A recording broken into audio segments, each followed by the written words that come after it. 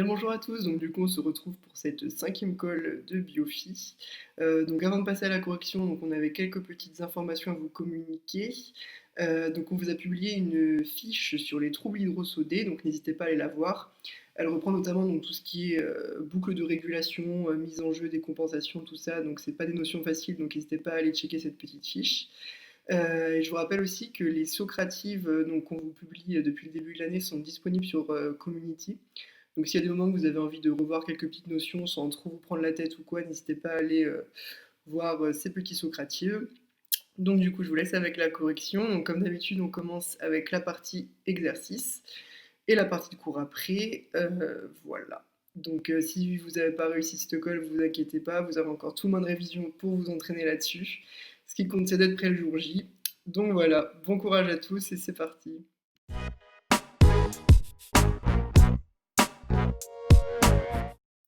Coucou les loulous. Alors, du coup, on va commencer par corriger directement les exercices avec la correction du QCM 8.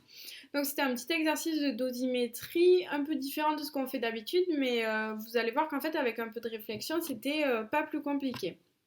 Donc, déjà, comme d'habitude, on regarde bien les données.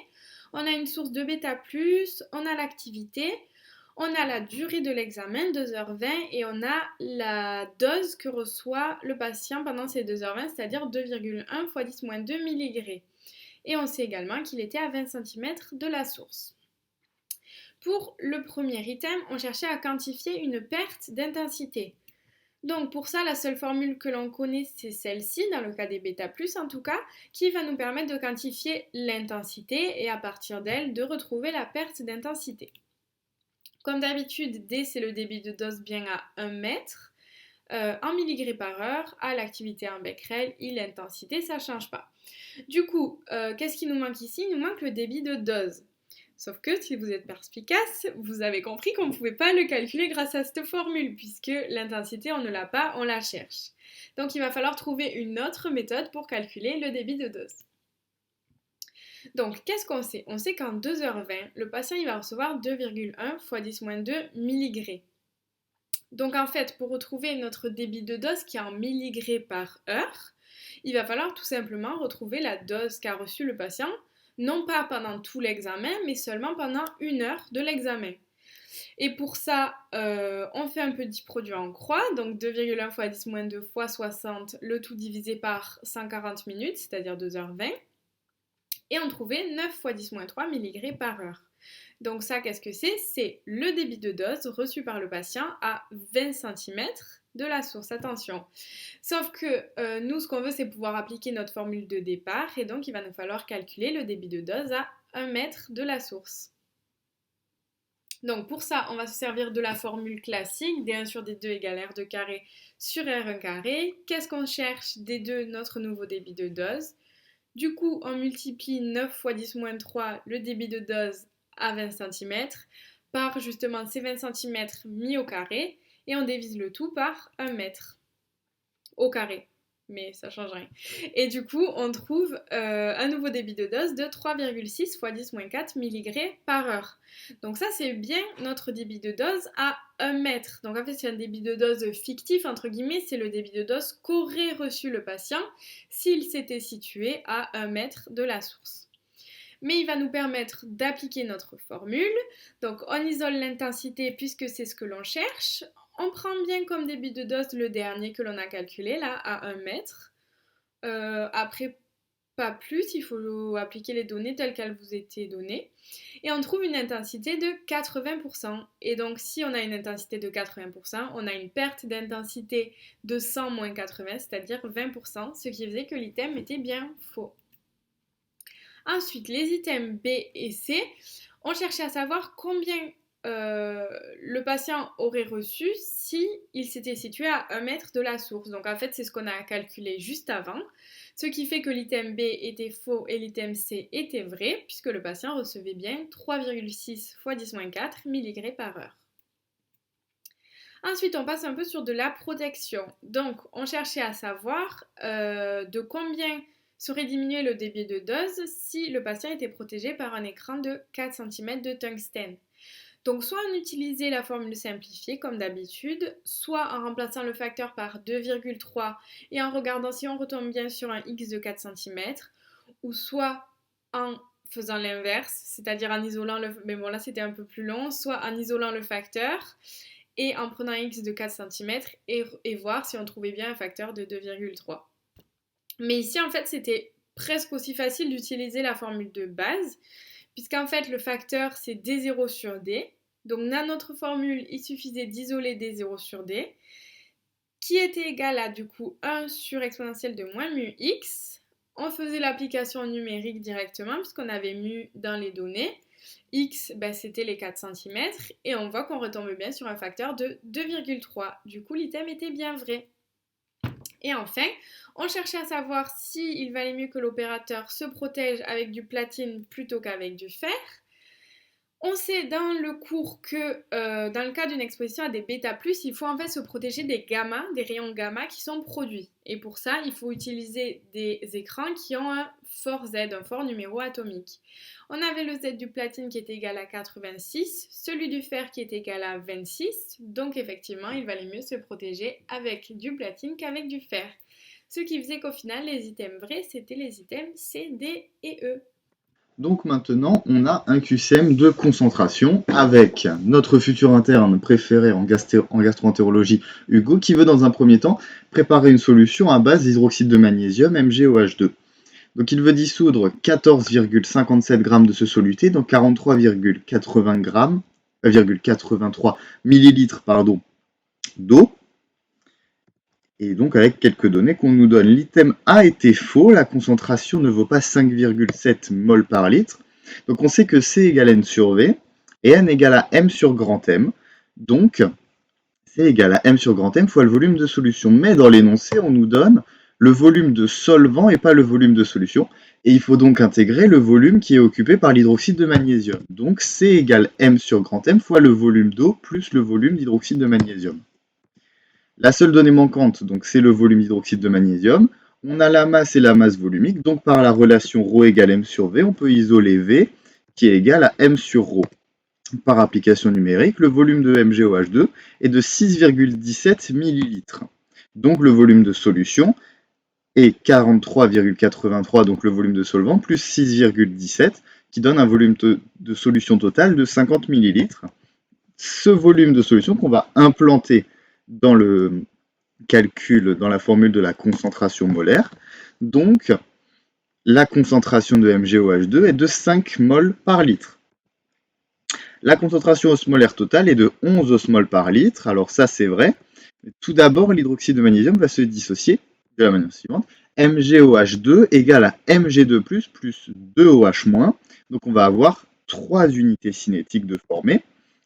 Et puisqu'on est dans le cas d'un électrolyte faible, on aura une partie dissociée, une partie non dissociée. Donc la concentration osmolaire dissociée, c'est mu le nombre d'unités cinétiques fois alpha le coefficient de dissociation fois c'est la concentration molaire. Ce qui n'est pas dissocié, c'est 1 moins alpha fois C. Et la concentration osmolaire totale, c'est la somme des deux. Donc c'est mu alpha plus 1 moins alpha fois C, la concentration molaire.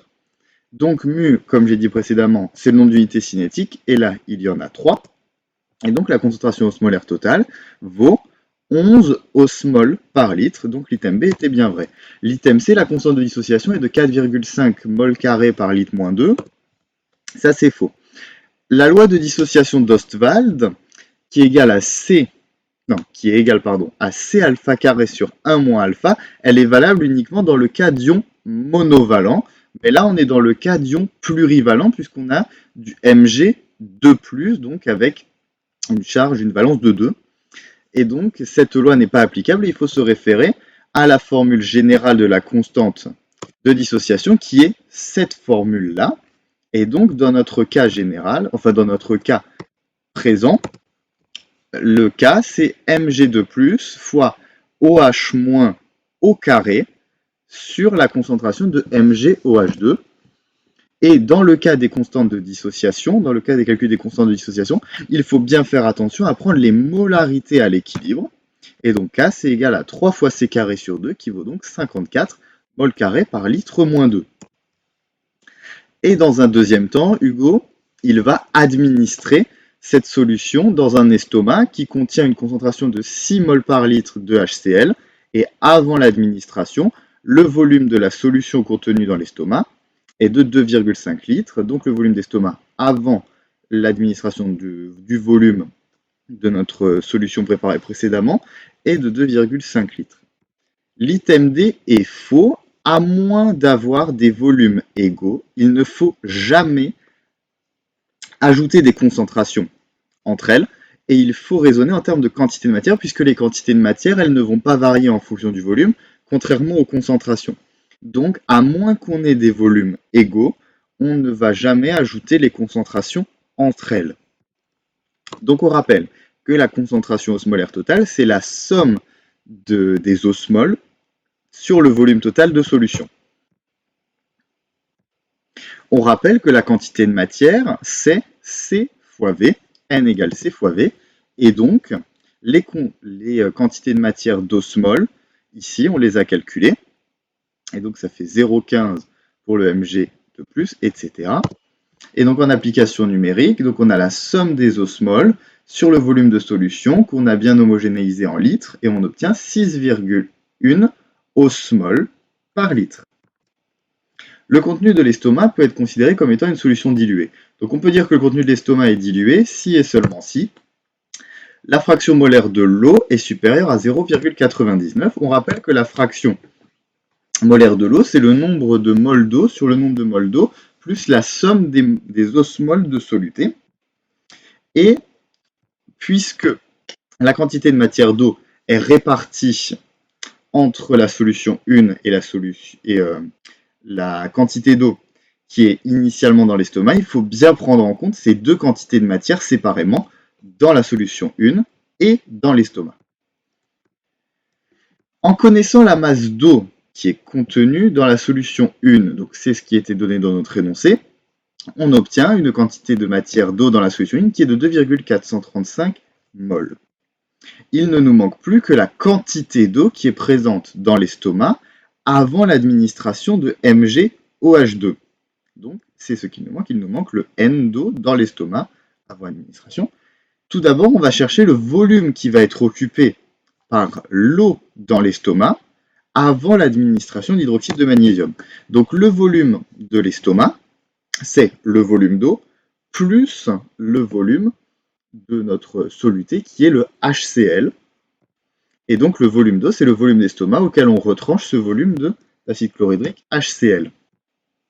Cependant, on ne connaît pas le volume qui est occupé par ce HCl et on va passer par la masse volumique, puisque pour trouver le volume qui est occupé uniquement par une substance, on va utiliser la masse volumique, puisque cette dernière, la masse volumique, c'est le rapport entre une masse de matière homogène, donc une seule substance, qu'on divise par le volume V qui va être occupé par cette masse homogène.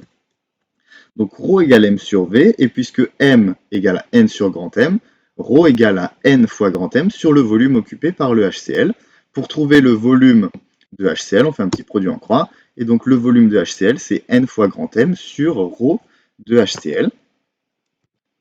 L'application numérique, on obtient donc un volume de HCl qui vaut 0,46 litres, et donc le volume d'eau, c'est 2,5 litres le volume d'estomac, le volume de l'estomac, moins 0,46, donc 2,04 litres. Donc le volume d'eau est de 2,04 litres, donc la masse d'eau est de 2,04 kg, puisque 1 litre vaut 1 kg. Donc ainsi on peut calculer maintenant la quantité de matière d'eau qui est présente dans l'estomac avant administration de l'hydroxyde de magnésium, c'est égal à M sur grand M, c'est donc égal à 2,04 kg qu'on met en grammes, qu'on divise par la masse molaire de l'eau, qui est de 18, et on obtient 113,33 mol. Et maintenant, on peut calculer la fraction molaire de l'eau. Et donc, par application numérique, donc, on fait la somme des quantités de matière d'eau entre la solution 1 et l'estomac, et la somme des osmoles qu'on avait calculées précédemment, et on obtient une fraction molaire de l'eau qui vaut 0,9, qui est bien inférieure à 0,99. Donc, la solution n'est pas diluée. Et donc pour le QCM 9, la réponse correcte était la B. 10, c'est un exercice de diffusion du solvant. à travers une membrane d'un capillaire rénal ici, qui était imperméable aux solutés. Donc la difficulté d'exercice, elle réside dans le fait qu'il fallait bien connaître à quoi correspondait chaque donnée. Vous aviez beaucoup de données et il fallait bien savoir les interpréter. Alors, item A, le solvant diffuse toujours du compartiment le moins concentré vers le compartiment le plus concentré en soluté. Donc ça, c'est un item de cours, il est vrai, c'est le principe de l'osmose. Le solvant, il va forcément chercher à diluer le compartiment le plus concentré en soluté pour équilibrer les concentrations de part et d'autre d'une membrane. Donc, il va toujours diffuser du côté le moins concentré vers le compartiment le plus concentré en soluté. Item B, la mobilité mécanique molaire de l'eau est de 5,535 × 10 puissance moins 7 secondes par kilogramme. Dans le cours, on vous donne la formule de la mobilité mécanique molaire, pardon. Elle est de 1 sur le nombre d'Avogadro fois le coefficient de friction molaire. Le coefficient de friction molaire qui est homogène à des kilogrammes par seconde, et nombre d'Avogadro qui est égal à 6,022 × 10 puissance 23 et qui lui est sans unité. Donc on retombait bien au final sur des secondes par kilogramme. On faisait notre application numérique, on avait tout dans l'énoncé et on trouvait un résultat qui était bien celui de l'item. Je vous fais un petit rappel de cours. La mobilité mécanique molaire, elle augmente lorsque la température augmente. C'est lié à la viscosité de la friction moléculaire. Vous le verrez au S2, la viscosité. Je vous le dis juste pour que vous le compreniez et pour ceux qui se posent la question, on ne se la pose plus. Et on sait aussi qu'il diminue lorsque la taille des molécules augmente. Vous avez la taille des molécules dans votre formule de coefficient de friction moléculaire. Je vous rappelle, c'est 6 fois pi fois le rayon des molécules fois la viscosité. Donc si la taille des molécules augmente, R augmente, F augmente, et ainsi la mobilité mécanique molaire, elle va diminuer. Item C, la porosité de la membrane est égale à 0,5. On sait que la porosité elle est égale au rapport de l'air total des pores sur l'air total de la membrane. Dans l'énoncé, on vous donnait l'air d'un seul pore, le nombre de pores et l'air de la membrane. Donc on avait toutes les données en main pour faire le calcul. On fait bien attention à rester homogène au niveau des unités. L'air des pores, il était donné en micromètres carrés, donc on le convertissait en mètres carrés, et l'air de la membrane, il était donné en millimètres carrés, si je dis pas de bêtises, donc il fallait aussi le convertir en mètres carrés pour rester homogène. On tombait sur un résultat qui était bien sûr sans unité, parce qu'on a des mètres carrés sur des mètres carrés. Item D, le flux diffusif d'eau est égal à 1,174 fois 10-3 mol par seconde. Donc, je vous rappelle, le flux diffusif de solvant, il se calcule à l'aide de cette formule. Il y a beaucoup d'éléments. R, donc c'est la constante des gaz parfaits, elle est égale à 8,32 joules par mol par Kelvin. Ça à connaître par cœur. La température en Kelvin, pareil, il fallait pas se tromper et la mettre en degrés Celsius, il fallait bien la convertir. La mobilité mécanique molaire de l'eau qu'on a calculée juste avant en secondes par kilogramme moins 1. La S', qui est l'air d'échange de la membrane en mètres carrés, donc qui est égal à 1 moins le coefficient de réflexion des solutés sur la membrane, fois la porosité, fois la surface de la membrane. Il fallait bien ne pas prendre juste la surface de la membrane. Et enfin, notre gradient de concentration, donc c'est la différence de concentration osmolale des deux côtés de la membrane. Lui, il est homogène à des osmoles par kilogramme. Et non, j'ai oublié, et l'épaisseur de la membrane qui était homogène à des mètres. On avait toutes les données qu'il fallait dans les données. On avait juste à faire notre application numérique et on retombait bien sur le résultat qui était donné dans l'énoncé de l'item. Je vous conseille de bien reprendre cette formule à tête reposée dans la correction pour bien voir les unités. Je vous conseille même de faire une petite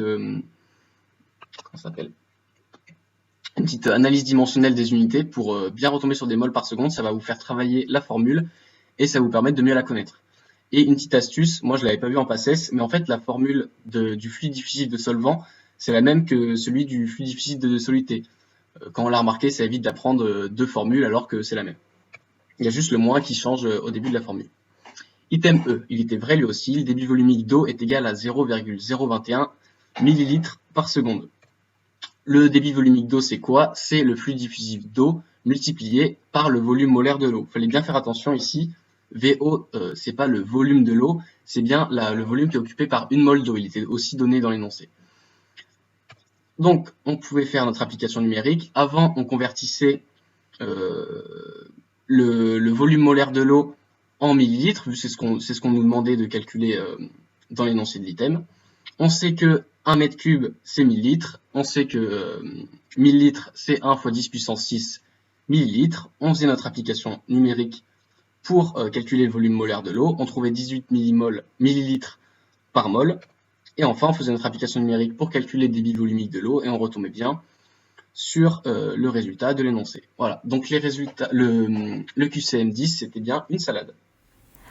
Je vous retrouve pour une correction en ASMR. Relaxez-vous. Eh ben non, c'était une blague. Du coup, salut les petits potes, j'espère que vous allez bien et que votre confinement se passe bien.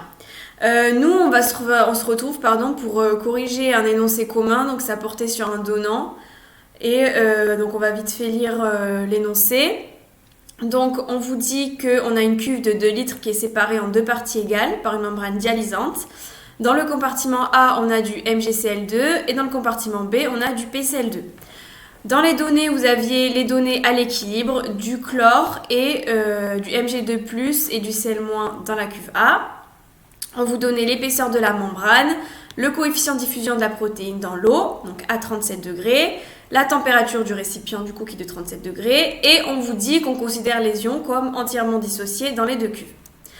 Donc comme d'habitude, avant de répondre aux items, quand on a un donnant, ce que je vous conseille très fortement, c'est d'abord d'analyser le donnant, d'analyser le phénomène, de comprendre dans quel sens va se faire la diffusion, et ensuite ça sera beaucoup plus rapide pour répondre aux items.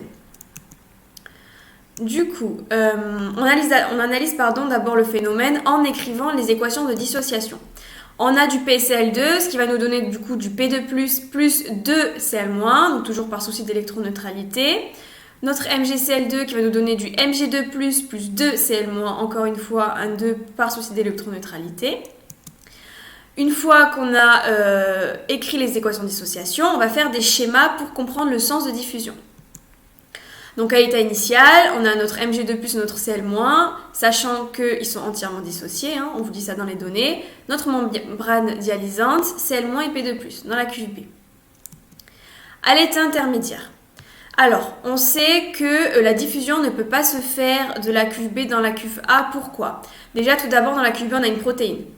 Et je vous rappelle encore une fois qu'une protéine, ça ne peut pas passer la membrane dialysante puisque la membrane dialysante stoppe les macromolécules et la protéine est une macromolécule. Du coup, donc c'est ce que je vous ai dit, puisque la protéine ne peut pas traverser et ne pas diffuser dans le compartiment A, elle va rester dans le compartiment B. Comme elle va rester dans le compartiment B, par souci du coup d'électroneutralité, le chlore ne va pas diffuser aussi du compartiment B vers le compartiment A. Ok ? Il ne faut jamais aussi oublier que la protéine, c'est elle qui est responsable du potentiel de membrane, donc on appelle delta V. Et celui-ci est positif puisque c'est P2+, et il va imposer son signe dans le compartiment dans lequel il se trouve. Donc ici, elle va imposer un signe positif dans la cuve B, ou le compartiment B. Du coup, comme je vous avais dit, par souci d'électroneutralité, le chlore ne peut pas traverser et va rester dans la cuve B. Ce qui va faire qu'on va en déduire que le sens de diffusion va se faire de la cuve A vers la cuve B. Et c'est surtout en fait le Mg2+, les ions Mg2+, qui par souci de gradient de concentration vont diffuser dans la cuve B. Et du coup, par souci d'électroneutralité, ils vont entraîner avec eux des ions chlorure. Et ce qui confirme bien le sens de diffusion de la cuve A vers la cuve B. Et à l'état final, on obtient ce schéma avec du Mg2+, du Cl- et du P2+, dans la cuve B et du Mg2+, et du Cl- dans la cuve A, mais dont bien sûr les concentrations sont différentes des concentrations initiales. Alors, pour garder du coup toujours à l'équilibre une électroneutralité dans le compartiment A, on doit avoir 2 fois plus d'ions chlorure que d'ions Mg2+. Pourquoi ? On sait que Cec de Mg2+, dans le compartiment A, ça doit être égal à Cec des ions chlorure dans le compartiment A. Donc, Cec, c'est quoi ? C'est la valence de l'ion fois la concentration de l'ion. Donc, la valence de l'ion de Mg2+, fois la concentration de Mg2+, dans la cuve A doit être égale à la valence de l'ion chlorure fois la concentration de cet ion dans la cuve A. Mg2+, sa valence, c'est 2. Donc là, la valence est bien en valeur absolue. Donc 2 fois Mg2+, c'est égal à moins 1. Donc en valeur absolue, ça nous fera 1 fois Cl- dans le compartiment A. On va poser X, du coup, la concentration en Mg2+, dans ce compartiment A. Ce qui va nous faire donc Mg2+, qui est égal à X et Cl- qui est égal à 2X. Pourquoi 2X ? Tout simplement parce que tout à l'heure, on a vu que par souci d'électroneutralité, on devait avoir 2 fois plus d'ion chlorure que d'ion magnésium, Mg2+. Du coup, ce qui fait bien qu'on a 2X, on pose bien 2X pour la concentration en ion chlorure. Dans les données, on nous donnait une équation. Mais attention, c'était le piège où il ne fallait pas tomber dedans. Ce n'est pas l'équation de donnant, ok ? Parce qu'en fait, ici, on est dans le cas d'ion bivalent. Et dans le cas d'ion bivalent ou multivalent, parce que ça peut être d'autres ions aussi, on va utiliser la formule générale du donnant. La formule, c'est celle-ci. Donc, on a notre ion, notre concentration en ion X avec la valence. Et donc, c'est bien celle-là qu'il fallait prendre en compte. Si on revient à l'équation qu'on nous donne dans l'énoncé, on nous dit que la concentration en Mg2+ dans la cuve A fois la concentration en Cl- dans la cuve A, elle était égale à 15 mmol carré par litre moins 2. Du coup, avec les X qu'on a posés précédemment, on va pouvoir calculer ces concentrations. Ce qui nous fait que Mg2+, qui était égal à X tout à l'heure, et Cl- qui était égal à 2X, enfin qui était égal, qu'on avait posé comme étant égal à 2X, ce qui va nous faire qu'on a une équation qui nous fait Mg2+ fois Cl- est égal à 2x carré. 2x carré est égal à 15, ce qui nous fait que x est égal à 2,74. Donc, si x est égal à 2,74, on a notre concentration en ion chlorure qui est égale à 2 fois 2,74, puisque c'était 2x tout à l'heure. Donc c'est égal à 5,48 mmol par litre. Et la concentration en Mg2+, qui est égale à 2,74 mmol par litre. Ok ? Donc là, on a déterminé les concentrations dans la cuve A des deux ions dissociés. Et donc là, je vous rappelle que pourquoi on fait 2 fois 2,74, c'est parce qu'on doit avoir 2 fois plus d'ion chlorure que d'ion magnésium. Et ce que je vous conseille aussi très fortement dans ce genre de cas, quand on a des donnants, c'est de faire des tableaux avec notre compartiment A et le compartiment B. Du coup, là, on a pu déterminer nos deux concentrations ici. Et celle-ci, donc la concentration en ion chlore dans le compartiment B, on l'a donnée dans les données. Mais pour l'instant, on n'a pas encore les autres. Et on peut aussi déterminer que la concentration en protéines dans le compartiment A est égale à 0, puisqu'elle ne peut pas diffuser. On va revenir maintenant à la formule générale du donnant qu'on a appliquée à notre cas. Donc Mg2+ dans le compartiment A, donc avec la valence de 1, fois Cl- dans le compartiment A avec la valence de 2, ok, qui est égal à Mg2+ dans le compartiment B fois Cl- dans le compartiment B au carré. On va chercher maintenant la concentration de Mg2+ dans le compartiment B. Donc on fait tout simplement une isolation, on isole. C'est bizarre de dire isolation. On isole. Du coup, ce qui nous fait que Mg2+ dans le compartiment B, c'est égal à Mg2+ dans le compartiment A fois la concentration en Cl- dans le compartiment B au carré. Ne pas oublier le carré, c'est très important. Divisé par la concentration en ion chlorure dans le compartiment B au carré. On passe à l'application numérique, puisqu'en fait, on avait toutes les données déjà. Du coup, ce qui nous faisait une concentration en Mg2+ dans le compartiment B égale à 2,29 mmol par litre. Et maintenant, pour trouver la concentration à l'équilibre de la protéine, on va s'intéresser à l'électroneutralité. On sait qu'elle se trouve dans le compartiment B. Du coup, ce qui va faire qu'on va avoir plus 2, donc la valence de la protéine, fois la concentration de la protéine, plus la valence de Mg2+, fois la concentration de Mg2+ dans le compartiment B, qui est égale à moins 1, donc la valence de l'ion chlorure, fois la concentration de l'ion chlorure dans le compartiment B. Donc ça, c'est la formule d'électroneutralité. Ok ? Donc je vous rappelle, pourquoi on a la protéine et Mg2+ ensemble, parce que leur valence ici, donc ça fait 2+, leurs valences sont positives, et ici, elle est négative. Du coup, on isole P2+, qui nous fait Cl- dans le compartiment B, moins 2 fois Mg2+, dans le compartiment B sur 2.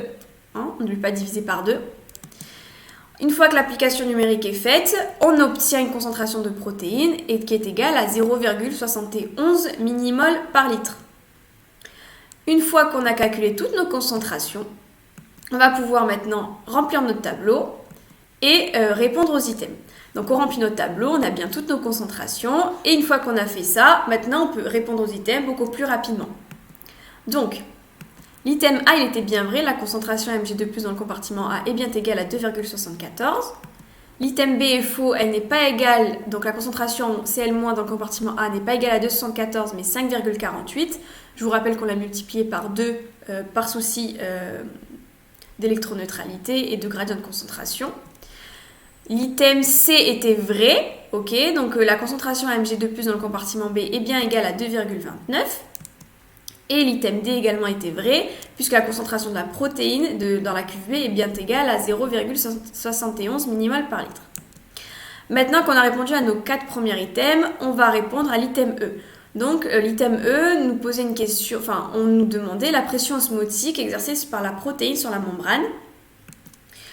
Donc ici le piège c'est que l'unité n'était pas bonne, ce n'était pas en kilopascal mais en pascal, mais la valeur était bien vraie. Du coup on va utiliser la formule, donc pi la pression qui est égale à RT c'est osm, donc R qui est une constante qui est égale à 8,32, T la température en Kelvin. Alors, ce qu'il faut faire attention quand on utilise cette formule, c'est de mettre les concentrations en millimoles par litre ou mol par mètre cube, puisque en fait ça revient au même. Ici, elles étaient déjà en millimoles par litre, donc on ne va pas se prendre la tête, on va directement les garder en millimoles par litre. On fait notre application numérique, donc en fait, c'est osm, c'est quoi? C'est en fait, on va faire la différence de concentration dans les deux cuves. On va additionner nos concentrations d'ions dans la cuve B, qu'on va soustraire aux concentrations qu'on a dans la cuve A. Donc ce qui nous fait 8,32 fois 273 plus 37 fois, donc 2,29 plus 6 plus 0,71 moins 2,74 plus 5,48. On avait donc une pression osmotique de 2011,776 pascal, soit environ 2 kilopascal. Donc l'item E était faux. Donc pour ce QCM, les réponses vraies c'était ACD. QCM 12, on avait un petit énoncé, donc fidèle à son appellation, le donnant qui déchire, la membrane finit par se déchirer et un trou apparaît. On nous dit qu'on assimile ce trou à un orifice circulaire de 1,5 cm de diamètre.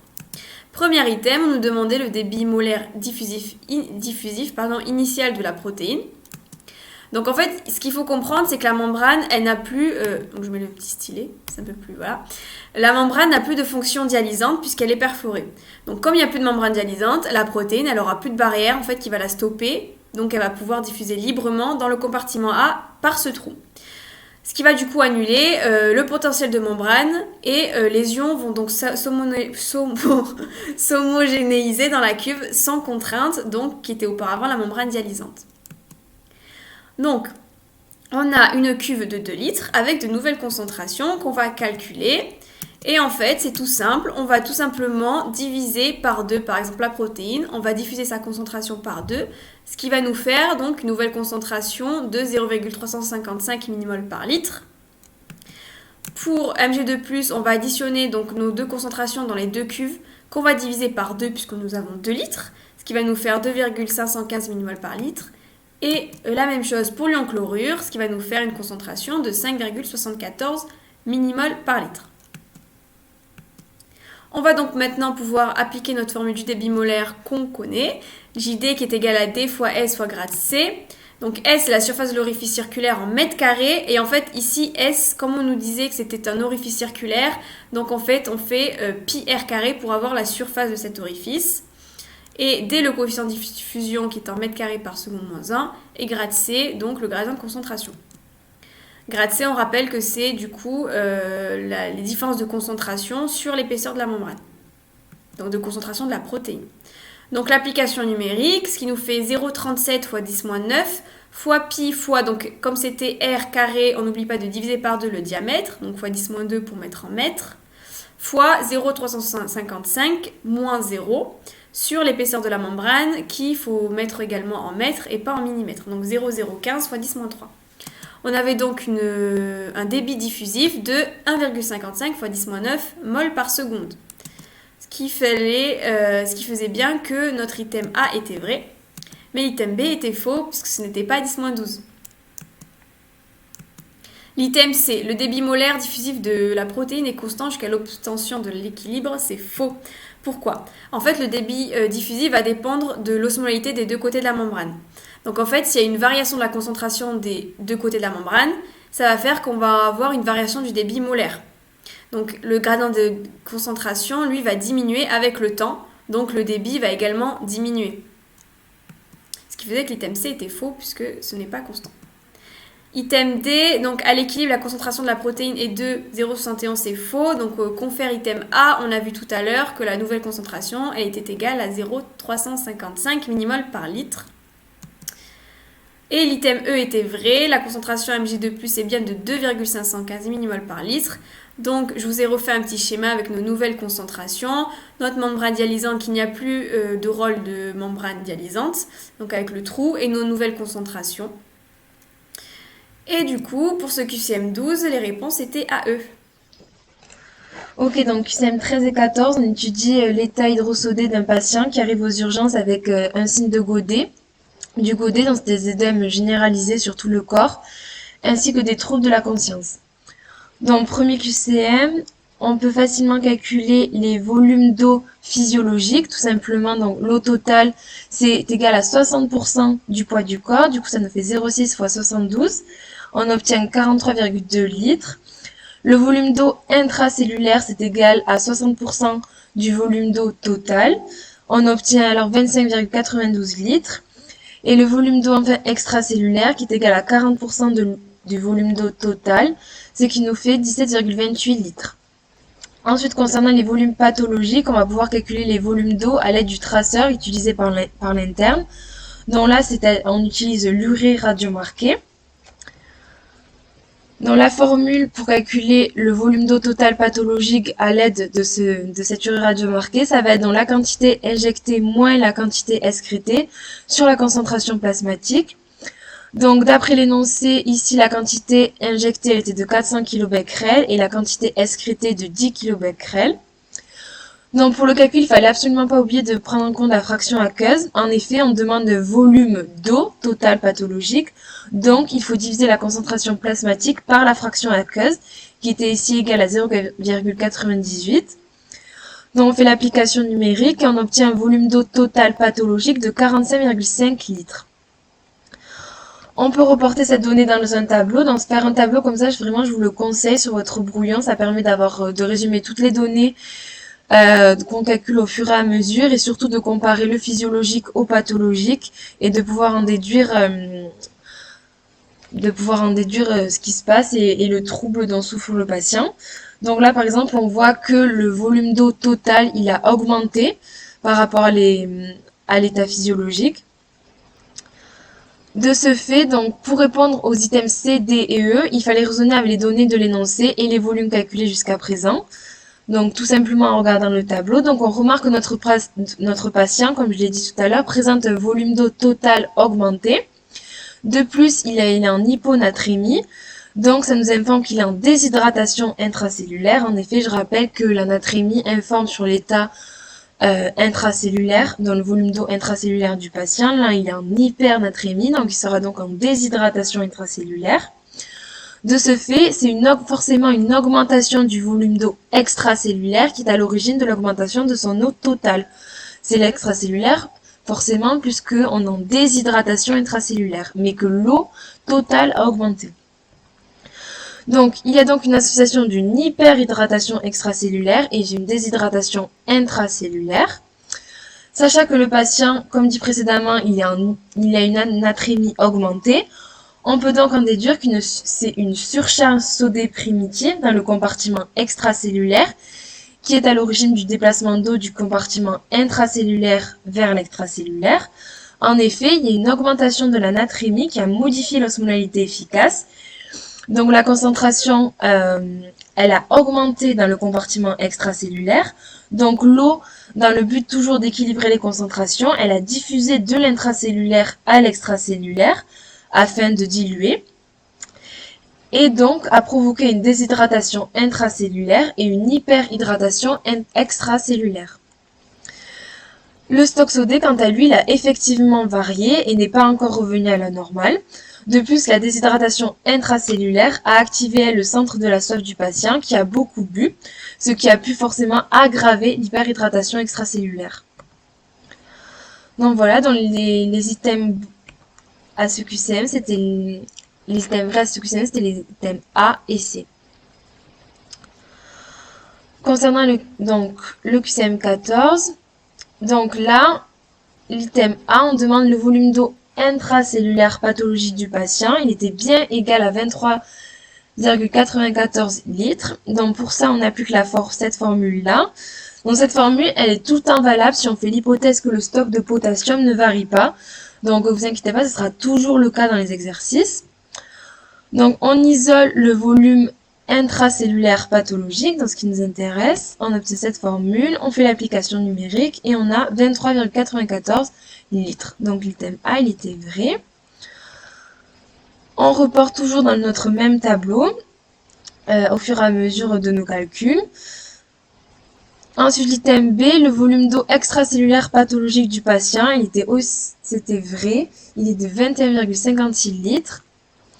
Donc, on sait que le volume total pathologique, il est égal au volume intracellulaire pathologique et extracellulaire pathologique. On isole le volume extracellulaire pathologique et on obtient donc cette formule. On fait l'application numérique et donc l'item B, il était vrai puisqu'on obtient bien 21,56 litres. Donc, toujours le tableau. Donc, maintenant, il est complet. Donc, on va pouvoir répondre. Donc ce tableau il est complet, ça peut nous permettre donc de confirmer les réponses qu'on a données à l'item précédent. Donc voilà, vraiment ce tableau c'est indispensable. Ensuite l'item C, le stock sodé du patient à son arrivée aux urgences est proche de 3,4 mol, il était vrai. Pour répondre, on utilise cette formule-là. Donc on calcule le stock sodé. Donc le stock sodé c'est égal à la natrémie pathologique fois le volume extracellulaire pathologique. On prend le volume extracellulaire parce que le sodium il est considéré comme un ion seulement extracellulaire. On obtient un stock sodé donc bien égal à 3,4 mol. Donc l'item D il était faux, le trouble du patient il est dû à une surcharge hydrique primitive, donc c'était faux, c'est une surcharge sodée. Et donc il fait que l'item E est vrai. Donc QCM 14 c'était A, B, C, E. Ok, donc là on se retrouve avec les QCM 15 et 16, là c'est des volumes physio, patho, etc. Et donc là, les infos utiles. Donc Léa, on nous dit qu'elle a bu plusieurs litres d'un coup. Donc ça c'est une prise de poids rapide, ça sera sûrement une hyperhydratation. On voit des œdèmes, avant elle pesait 72 kg, elle va à l'hôpital et là-bas elle pèse 75,3 kg. Donc voilà, c'est une prise de poids rapide. On va voir. Ça, c'est son ionogramme. On voit que sa natrémie pathologique, du coup, lors de ses analyses, elle est de 130. Donc c'est largement inférieur à la norme. Donc elle sera en hyponatrémie. Là, on voit une calémie normale. Dans la fourchette, ça c'est pour utiliser la formule plus tard. Bon voilà, ensuite on a d'autres infos, mais ici c'est pas utile. Donc A, c'est faux. Donc Léa, elle est probablement en surcharge sodée primitive, ben non, hydrique. Elle a beaucoup bu, beaucoup d'apports liquidiens, donc ça c'est une surcharge hydrique. Voilà. B, donc c'est vrai. À l'état initial, elle est victime d'une hyperhydratation totale. Donc totale, c'est extracellulaire et intracellulaire. Pourquoi ? En fait, elle boit beaucoup, donc elle aura une augmentation du volume extracellulaire. Ok. Elle aura une diminution de l'osmolalité extracellulaire du coup, parce que le stock sodé il est encore plus dissous, ce qui fait que l'eau elle va entrer dans la cellule, parce qu'elle va aller essayer de diluer l'osmolalité qui est plus grande dans la cellule, donc l'eau rentre dans les cellules. Et à ce moment-là, l'état initial, on a les deux phénomènes qui se passent en même temps. Donc on a une hyperhydratation cellulaire, comme on vient de le voir ici, mais encore extracellulaire, dû au gros volume d'eau ingéré. Donc c'est vrai. À l'équilibre, cette fois, on aura une hyperhydratation intracellulaire pure. Donc, On a beaucoup bu. On a eu une augmentation du volume extracellulaire. Le corps, il faut qu'il compense. Ça nous mène à une hypervolémie efficace qui, elle entraîne la mise en route de la boucle du contrôle du bilan sodé. Ok. Donc, comme cette boucle est mise en jeu, on a une diminution du stock sodé, en fait, parce que le but, c'est de normaliser le volume extracellulaire. Pour l'instant, on est en hyponatrémie. Enfin, là, on est en hyponatrémie. Du coup, on va avoir pour normaliser ce volume une augmentation énorme du volume intracellulaire. Parce que l'eau, elle va rentrer dans les cellules à cause de la perte de Na entraînée par la boucle du bilan sodé. Et en fait, donc toute l'eau, elle va aller dans les cellules, parce qu'elle va pas n'importe où, elle va dans les cellules. Si elle n'est pas à l'extérieur, elle va dedans, et on aura une hyperhydratation intracellulaire pure. Voilà. Donc là, l'anatrémie a diminué, donc le volume extracellulaire diminue pour normaliser, et pouf, il va se retrouver normal à 16. Là, c'est selon ce graphique-là. Par contre, tout va passer dans l'intracellulaire. Donc D, c'est faux. Pour se sentir mieux, elle aura envie de boire de l'eau. Ben non, elle a déjà énormément bu d'eau. Du coup, elle est en hyperhydratation déjà intracellulaire pure, ce qui entraîne en sémiologie donc des dégoûts de l'eau, des troubles de conscience et de l'hyponatrémie. Mais là, on pouvait répondre par la logique. Forcément, son dégoût, le fait qu'elle ait bu beaucoup d'eau, elle n'aura pas envie de boire. On risque de vraiment aggraver sa pathologie. Et donc E, c'était vrai, donc le trouble de Léa est purement hydrique. Ben oui, parce que elle a bu beaucoup d'eau, donc il n'y a pas de raison qu'il soit sodé. Et en fait, le stock sodé, il varie pas. Donc en fait, on peut donc dire que le trouble, il est vraiment purement hydrique. En fait, on aura variation du stock sodé égale à 0. Ça, c'est utile pour après. Donc 15 BCE. Alors là, on est au QCM 16, donc concernant les répartitions physio et patho. Donc A, c'était vrai, son volume d'eau extracellulaire physio est de 17,28 litres. Bon, là on sait qu'elle fait 72 kg, et comme on fait d'habitude, on va remplir le tableau de son eau totale, son eau intra et extracellulaire. Voilà, avec ces répartitions-là. Donc là on remplit. Là, 60% du poids, c'est l'eau totale, 60% de l'eau totale, c'est l'eau intra, 40% de l'eau totale, c'est l'eau extra. Et donc l'eau extracellulaire, on a bien 17,28 litres à l'état physiologique. On fait le tableau, très important pour pas être perdu en partiel, et aussi pour pouvoir comparer ensuite quel trouble elle a en fait. Voilà. Donc item B, c'est vrai, la variation du stock sodé est nulle. Ben oui, elle a un trouble purement hydrique. Or, du coup, il n'y a aucune raison que le stock sodé y varie, parce qu'il n'y a pas d'apport de sodium ou rien, donc il n'y a aucune raison qu'il varie. Et donc, voilà, on a une variation du stock sodé égale à 0, encore une fois. Donc C, son trouble d'eau extracellulaire patho est de 18,6 litres. Ici, pour avoir accès au volume d'eau extracellulaire, on peut utiliser cette formule. Donc, sachant que le stock sodé est égal à 0, la variation, on aura... Bon, déjà, on a cette formule-là, Na physio fois VEC physio moins Na patho fois VEC patho. Bref, ici, ce qui nous intéresse, c'est le volume extracellulaire patho. Ok. Sachant que la variation de Na est égale à 0, on peut écrire que VEC patho égale Na physio fois VEC physio sur Na patho. On fait ça avec les données qu'on a dans l'énoncé, ça qu'on a trouvé avant. Et voilà. Et là, on trouve volume extracellulaire patho 18,6 litres. Ok. Là, on remplit 18,6 litres. Et là, D vrai, son volume d'eau cellulaire patho est de 27,9 litres. Déjà, on va trouver le volume d'eau total pathologique. Qu'est-ce qu'on nous dit? On nous dit qu'elle pesait 72 et maintenant elle pèse 75,3. Donc c'est rapide comme gain de poids, donc c'est un gain rapide dû à une quantité d'eau absorbée en fait, ou de bière sans alcool, mais là c'est pareil. Donc elle a pris 3,3 kg, soit 3,3 litres de bière sans alcool d'eau. Donc il faut l'additionner au volume d'eau total, tous les plus 3,3 litres du tableau ici. Voilà, là plus 3,3 litres, ça nous fait 46,5 litres. Maintenant, on sort le volume extracellulaire patho au volume d'eau totale, 46,5 moins 18,6, ça fait 27,9 litres. Par contre, on peut aussi utiliser cette formule pour trouver le volume intracellulaire pathologique. Voilà, parce qu'on avait toutes les infos. et en plus on a une calémie qui bouge pas, mais ça sera toujours le cas. Donc eux, c'est vrai, à l'état pathologique, son stock sodé d'environ 2467 millimoles. Donc, dans tous les cas, c'est le même à l'état patho et à l'état physio, à peu près. On va voir pourquoi. Donc, stock Na patho égale l'anatrémie pathologique dans l'eau fois le volume d'eau extracellulaire pathologique. Donc, ici, l'anatrémie dans l'eau. Donc, on a l'anatrémie pathologique dans l'eau. Parce que c'est que dans l'eau qu'elle nous intéresse. Enfin, voilà, on nous la demande dans l'eau, en fait. Et en fait, il faut la multiplier par le volume d'eau extracellulaire. Ce qui compte, c'est d'homogénéiser. Tout ça, c'est dans l'eau. Et ça nous donne 2467 millimoles. Voilà. Et en fait, la légère variation du stock sodé, parce que je vous ai dit qu'il n'y en avait pas, mais il y a une très légère variation. En fait, c'est parce que le corps, même au début, il commence à compenser le trouble, en fait.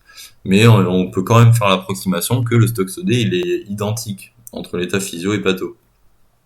Voilà.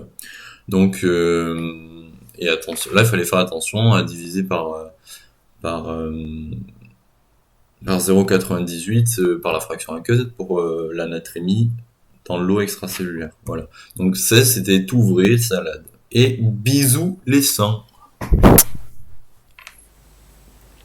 Bon, salut les petits potes, donc du coup on se retrouve avec le QCM 17 et 18. Au premier abord, c'est un QCM qui est pas commun, où on va avoir un mélange d'hydrosodé et d'acido-basique, mais si on le fait tout doucement et on prend bien en compte les signes cliniques, on peut très vite arriver au résultat. Donc du coup, je lis vite fait l'énoncé. Une jeune femme de 16 ans est adressée aux urgences pour des vomissements à répétition. L'examen note une discrète confusion, une température à 37, une sécheresse des muqueuses, une perte de poids rapide de 3 kg. L'examen cardiovasculaire, pulmo-neuro et l'abdomen ne trouve aucune anomalie. L'externe présent s'intéresse aux antécédents de la patiente et s'aperçoit qu'elle a déjà été diagnostiquée donc 6 mois auparavant comme anorexie mentale avec une faible IMC de l'ordre de 17,5. Des signes très spécifiques à l'anorexie mentale ont été notifiés tels que le refus de reconnaître sa maigreur et la hantise de grossir. À savoir que les complications de l'anorexie sont directement liées à la dénutrition évidemment, mais aussi au comportement associé. Donc ici les vomissements en est le parfait exemple. Elle en déduit donc que ces vomissements sont donc probablement psychogènes. Les examens biologiques ont été effectués. Donc là, on a le test donc, du gaz du sang avec les différentes valeurs, donc le pH, la PCO2, la PO2, le sodium, donc la natrémie, le CO2 total. Évidemment, il va manquer des valeurs et le but du jeu, ça va être de les retrouver. Et nous est donné aussi la formule pour calculer l'IMC. Donc, c'est pas parce que vous connaissez pas la formule et tout ça. Là, c'est assez évident d'isoler le poids pour avoir le poids qui va nous manquer par la suite. Donc ça, faut pas paniquer sur ça. Donc le QCM 17, ça va être sur le trouble acido-basique. Après, on vous dit qu'on évalue plus précisément son état d'hydratation. On lui injecte, après lui avoir vidé la vessie, une solution contenant du sodium radioactif. Quelques instants plus tard, on va recueillir des urines avec une certaine concentration en sodium radioactif. Quelques heures plus tard, on va effectuer un prélèvement sanguin et on va noter l'activité d'1 millilitre de plasma, et on a aussi la fraction aqueuse, donc beaucoup d'éléments, mais normalement les items s'enchaînent de manière à que vous arrivez à prendre un raisonnement logique et arriver au bout. Donc du coup on va commencer avec le QCM 17. Donc ce QCM nous demande d'étudier et de déterminer le trouble de façon générale, c'est pourquoi on va chercher toutes les données manquantes et faire la synthèse de tout ça et enfin déterminer le trouble, et on répondra seulement aux items qu'à la fin. Donc ça c'est généralement ce que je fais tout le temps pour que ça soit pour un hydrosodé ou un acido-basique. Je vais répondre, faire directement tout le trouble avec les signes cliniques et tout ça, faire ma synthèse et après appliquer mes résultats aux items. Donc pour déterminer un trouble acido-basique, il nous faut à la fois les signes cliniques, mais aussi donc du coup le dosage, mais la mesure de plusieurs ions. Donc le pH pour rappel, c'est donc H3O+ qu'on va calculer. HCO3- donc pour les bicarbonates, et la PCO2, la pression partielle de gaz carbonique, donc dans le sang artériel. Donc ça, c'est des valeurs qu'il nous faut absolument tout le temps pour qualifier un trouble acido-basique, mais évidemment, on va s'appuyer dans un premier temps sur les signes cliniques. Donc je fais vite fait le calcul des valeurs. Le pH étant donné, il nous reste à déterminer les autres constantes. Donc on va déterminer la concentration en bicarbonate grâce à la formule d'Anderson-Hasselbalch. Donc le pH, vous le savez, c'est 6,1 plus log de HCO3- donc en bicarbonate sur SPCO2. À savoir aussi que le CO2 total s'écrit de la manière suivante, qui est égal à la concentration en bicarbonate plus le CO2 dissous, Et à savoir aussi que le CO2 dissous, c'est le CO2 total moins l'HCO3 moins du coup. Et je rappelle vite fait que le CO2 dissous, c'est égal à SpCO2. Donc SpCO2 peut être équivalent au CO2 dissous. C'est pourquoi ici, je l'ai isolé. Donc on pourra aisément le remplacer par CO2 total moins HCO3 moins. Parce que vous allez voir que ça va se simplifier. Donc là, c'est ce que j'ai fait. Je sais que c'était SpCO2, c'est aussi CO2 dissous. J'ai isolé CO2 dissous tout à l'heure, donc du coup, c'est CO2 total moins HCO3 moins. Ça, apprenez à le faire, c'est super important. Généralement, ça tombe assez régulièrement. Il suffit de manipuler les formules pour déterminer tout ça. Donc là, il va y avoir un grand développement. Je ne vais pas l'expliquer, c'est des mathématiques. Reprenez-le tranquillement. Mais à savoir que du coup, vous allez voir qu'après, les HCO3-, on va pouvoir le factoriser et du coup l'isoler et on va obtenir cette relation. Donc finalement, on obtient cette relation où le pH, on le connaît, CO2 total pareil et on va pouvoir appliquer donc du coup la formule pour pour déterminer la concentration en bicarbonate. Donc lorsqu'on fait notre application numérique, pour rappel, le pH il était de 7,50 qui était au niveau donc du petit encart gaz artériel, gaz du sang artériel. Et le CO2 total était donné aussi de 31,34 et donc on obtenait une concentration en bicarbonate de 30,14 mmol par litre. Ok, donc maintenant on va déterminer sa PCO2. Donc pour déterminer la PCO2, pas le choix, on sait que le CO2 dissous c'est CO2 total moins HCO3 moins, la concentration en bicarbonate. Donc finalement, on va faire notre application numérique, on connaît le CO2 total, on connaît la concentration en bicarbonate qu'on vient de calculer. Je fais ma soustraction et donc du coup, je trouve une concentration en CO2 dissous de 1,2 mol. Et ça, le 1,2 millimol par litre, c'est une valeur à connaître. Ça nous donne une PCO2 de 40 mm de mercure. Donc ça, 1,2 et 40 mm de mercure sont des valeurs absolument à connaître. Ne perdez pas de temps de remultiplier par S et tout ça, ça c'est des trucs à savoir. Donc du coup, je vous mets vite fait le rappel des valeurs des constantes à connaître, qui est tout ça, qui est dans votre cours, donc apprenez-les pour gagner du temps. Donc afin de déterminer le trouble de notre patient, s'il y a eu ou non compensation, parce qu'il faut bien penser qu'il va avoir un trouble, mais dire que c'est une acidose, respi et tout le bordel, ça en fait partie, mais il faut aussi déterminer s'il y a eu ou non une compensation qui a été mise en place par le patient. Donc là, il faut étudier l'ensemble des données qu'on a à notre disposition. Donc du coup, si on reprend par le pH. Donc la neutralité du pH est de 7, or l'organisme tend à maintenir un pH de l'ordre de 7,4. 7,4 qui est une valeur à savoir qui est essentielle aux différents processus intracellulaires, réactions enzymatiques et tout ça. À savoir que du coup, si on s'éloigne de cette valeur de pH, il va y avoir certains processus intracellulaires qui vont plus se faire. Donc le prélèvement nous révèle que notre patiente a un pH de 7,5. Nous pouvons en déduire qu'elle est en alcalose. De plus, on sait que la patiente est en période de crise avec des vomissements psychogènes à répétition, ce qui confirme en fait cette alcalémie de la patiente, alcalémie ou alcalose. Les deux sont synonymes et sont dans votre cours. Un moyen mnémotechnique, bon du coup il n'est pas très ouf comme moyen mnémotechnique, mais il est ce qu'il est. On chie des bases et on vomit des acides. Donc ça, c'est super bien pour comprendre ce qui se passe. Lors d'une alcalose métabolique, le pH est beaucoup moins acide du fait des vomissements qui provoquent des pertes d'acide fixe. On vomit des acides, donc du coup, on est en alcalose métabolique parce que le pH il est beaucoup moins acide. Lors d'une acidose métabolique, le pH est donc acide, acidose, du fait des charges excessives provoquées par des diarrhées aiguës, parce que du coup, par les diarrhées, on va perdre des bases, donc on va avoir une prépondérance des acides. Concernant la PCO2. La PCO2, nous savons que physiologiquement, elle est à 40 mm de mercure. Notre patiente ne présente pas de variation de cette constante. C'est pourquoi on peut affirmer qu'elle ne présente pas d'anomalie respiratoire et par conséquent, pas de variation de la concentration en acide volatile. Vu que notre PCO2 n'a pas varié, on peut déjà dire qu'il n'y a pas d'anomalie respiratoire. Et en plus, on le sait plus ou moins avec le tableau clinique qu'on a eu juste avant, que finalement son problème venait des vomissements psychogènes à répétition. Donc il n'y a pas de problème respiratoire pour l'instant. Concernant la concentration en bicarbonate, cette concentration dans le sang artériel physiologique est de 24, ça c'est une valeur à savoir. D'après le prélèvement, notre patiente a une concentration de 30,14 mmol par litre, soit supérieure à la constante. Donc on peut affirmer que la patiente présente une alcalose par le pH et métabolique par le fait que finalement il y a une variation de bicarbonate et pas une variation de la PCO2. Ok, donc du coup on a qualifié le trouble et on va chercher maintenant à savoir s'il y a une compensation pour pallier à ce trouble métabolique. Donc premièrement, déjà l'organisme, je me fais un petit rappel, tolère mal les variations de pH, c'est pourquoi il va tout mettre en œuvre pour revenir à une valeur acceptable. La première chose que l'organisme va faire, c'est de ramener le pH à une valeur correcte pour pouvoir continuer ces processus du coup intracellulaires, réactions enzymatiques et tout ça. Et voilà. Donc ici, le pH, on peut voir qu'il n'est pas du tout revenu à la normale. Ça, c'est un premier élément en faveur qu'il n'y a pas eu de compensation. Lors d'un trouble métabolique, vu qu'on a un défaut au niveau du trouble métabolique, ça va être la respiration qui va ramener le pH à une valeur normale. Nous savons que nous sommes dans le cadre d'une alcalose et par conséquent, la patiente, si elle avait été en état de compensation, il aurait été stipulé dans l'examen qu'elle était en hypoventilation qui aurait permis donc du coup de garder des acides dans le corps et donc ramener le pH vers une valeur acceptable. Donc augmenter la concentration en CO2 dissous, donc le rendre plus acide et donc augmenter la PCO2. Mais ici c'est pas le cas vu qu'on voit que la CO2 dissous et la PCO2 sont inchangées, n'a pas de variation. De plus, une compensation pulmonaire, augmentation du CO2 dissous et de la PCO2,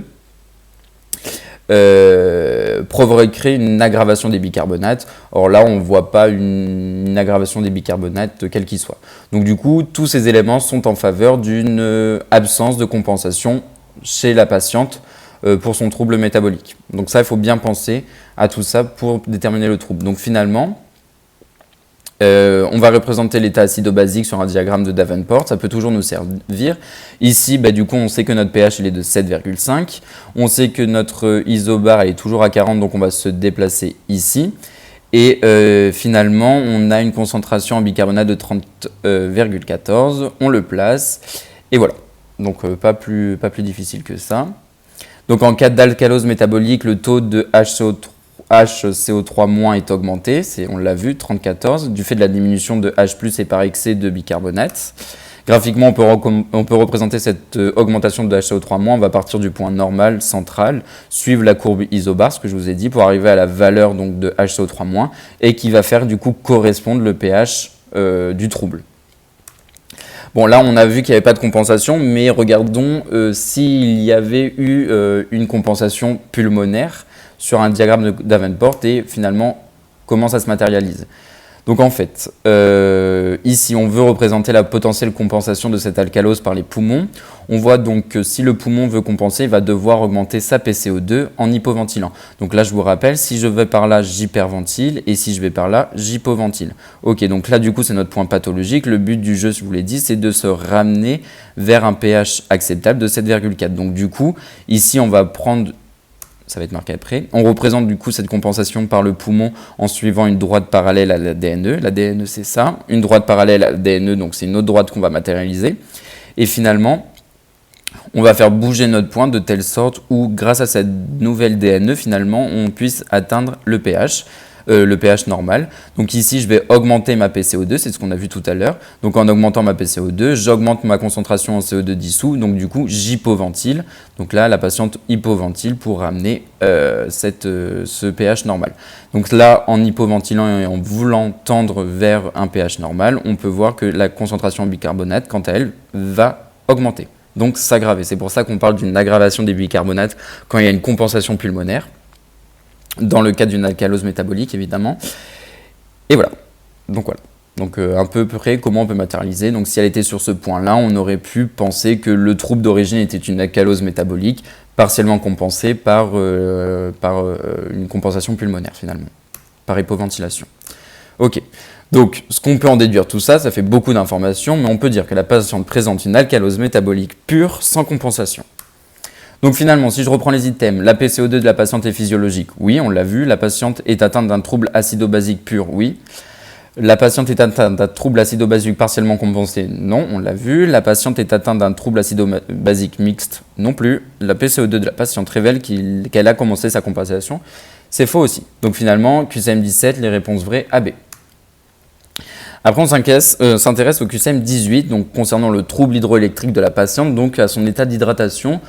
Encore une fois, à la manière du correction du QCM précédent, on va chercher à déterminer le trouble dans sa façon générale. On va chercher toutes les données qui nous manquent, faire la synthèse et enfin déterminer le trouble. Et on pourra répondre au QCM aux items seulement à la fin. Donc déjà, on va déterminer les différents volumes liquidiens physiologiques de la patiente. Pour déterminer les différents liquides physiologiques en eau, il va nous falloir son poids physiologique. Bon, ça, je vous spoil un peu. Je vous fais vite fait un rappel sur la répartition liquidien physiologique. Bon, ça, vous devez commencer à le connaître. Pour info, souvent pour les enfants, on raisonne avec l'IMC. L'IMC nous renseigne beaucoup plus sur l'évolution de sa croissance que finalement une courbe de poids, une courbe de taille. On va fusionner les deux pour avoir son IMC et regarder s'il va bien sur les courbes. C'est les courbes que vous avez sur votre carnet de santé. Donc c'est pour ça que généralement on vous donne plutôt l'IMC. Ici c'était un bon exercice avec une formule que vous ne connaissez pas mais qui était assez simple à appliquer pour isoler notre poids. On ne vous demande pas de l'apprendre, évidemment là elle était donnée, mais ça arrive que des fois on vous donne des nouvelles formules à appliquer et juste par procédé d'isolement et tout, vous l'appliquez pour déterminer ce qui vous manque. Donc ici là ce qui nous manquait c'était le poids physiologique. On vous disait que son IMC c'était 6 mois auparavant, donc on pouvait considérer que l'IMC, même s'il était plus ou moins pathologique, on va le voir après, il fallait prendre cette référence là pour le poids physiologique. Donc on isolait le poids. Et on faisait notre application numérique, on savait que l'IMC c'était 17,5. Et là la taille, attention, c'est la taille en mètres, donc 1,58. Et cette taille, il fallait la regarder, elle était donnée aussi dans l'encart pour le gaz artériel où on avait les coordonnées finalement de cette patiente. Et on obtenait un poids physiologique de 43,69.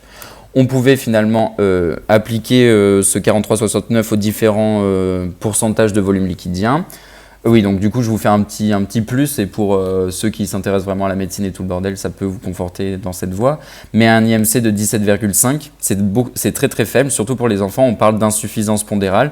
Donc son poids finalement n'est pas très physiologique, toutefois son poids habituel, c'est quand même son poids habituel, c'est pour ça qu'on va s'en servir comme référence pour la suite des calculs. Mais 17,5, ça fait peu. Donc du coup, on a un poids physiologique de 43,69 qu'on vient de calculer.